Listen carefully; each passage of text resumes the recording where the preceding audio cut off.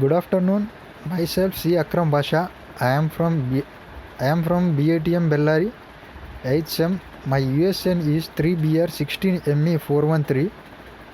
Section is C. My seminar topic is Railway Wagon Braking System. Under the guidance of Shekhar K. Sir, Assistant Professor, BATM College, Bellary. The contents: abstract, introduction, working operation, advantages, disadvantages, reference. Abstract. In railway wagon as well as in passenger cars, the braking system plays a very important role to stop the train, to maintain the speed of the train within a specific limit. So, braking system plays a crucial role. Brakes are devised on the train to bring it standstill. It means to remain in fixed place. A moving train contains energy known as kinetic energy, which needs removed from the train in order to cause it to stop. The simplest way of doing this is to convert kinetic energy into heat energy. The conversion is usually done by applying a contact material on the rotating wheels or disc attached to the axle. The material creates friction and converts the kinetic energy into heat energy. The wheels slow down and eventually the train stops. So, the train stops, it causes friction in the rotating wheels and disc which produces heat. Thus kinetic energy is converted into heat energy. The material used for braking is normally in the form of block or pad. Introduction. In the earliest day of the railways, trains were slowed or stopped by the application of manually applied brakes on the locomotive and in the brake vehicles through the train, and later by steam power brakes on locomotive. A major advance was adoption of a vacuum braking system in which flexible pipes were connected between all the vehicles of the train, and brakes on each vehicle could be controlled from the locomotive.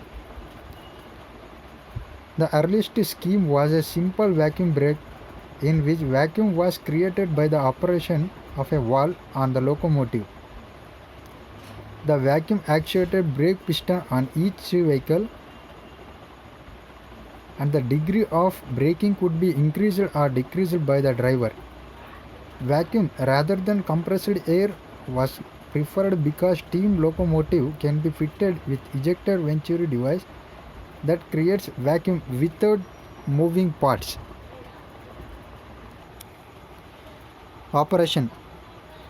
There is a control box on the top of the driver console. When he wants to apply the brake, he pushes the button until the readout shows the amount of brake cylinder pressure he wants. He releases the button, the control unit then codes and sends the signal to all the car. They in turn interpret the message. They then begins allowing compressed air from the reservoir to go to the brake cylinder until the desired cylinder pressure is achieved. The microprocessor on the cars will continuously monitoring brake cylinder pressure against leakage and maintain the desired pressure. Block diagram of vacuum braking system. Major components are brake gauge, exhauster, reservoir, brake cylinder, ball valve, brake rigging. The working of a vacuum brake is opposite to air brake.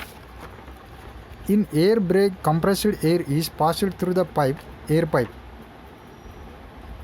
In vacuum brake, exhauster helps to create vacuum. Locopilot maintains the air pressure in pilot brake valve.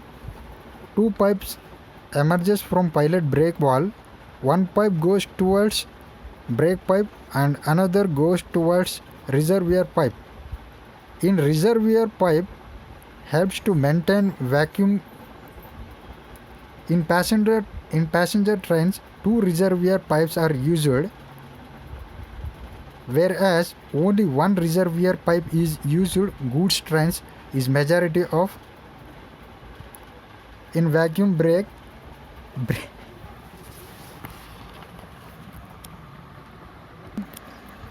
in vacuum brake pipe is attached to the cylinder and cylinder is attached to the brake.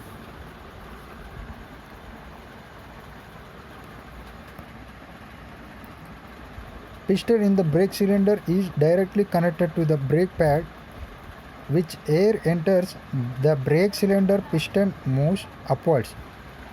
Brake pads attached to the wheel, eventually train stops. Advantages: the supply of air is unlimited, so the brake system can never run out of its operating fluid, as a hydraulic brakes can. Minor leaks do not result in brake failure. Air brake circuits on trailers can be easily attached and removed. The compressed air inherent in the system can be used for accessory applications that hydraulics are not appropriate.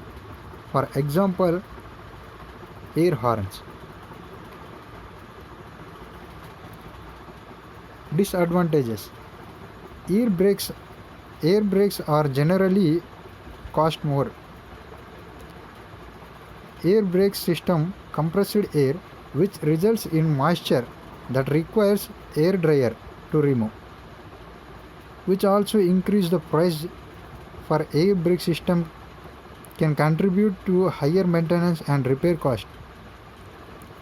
Learning to operate air brakes smoothly has a learning curve, as they are difficult to operate smoothly. A driver is required to inspect the air pressurization system prior to driving and make sure all tanks are in working order. Reference. Thank you.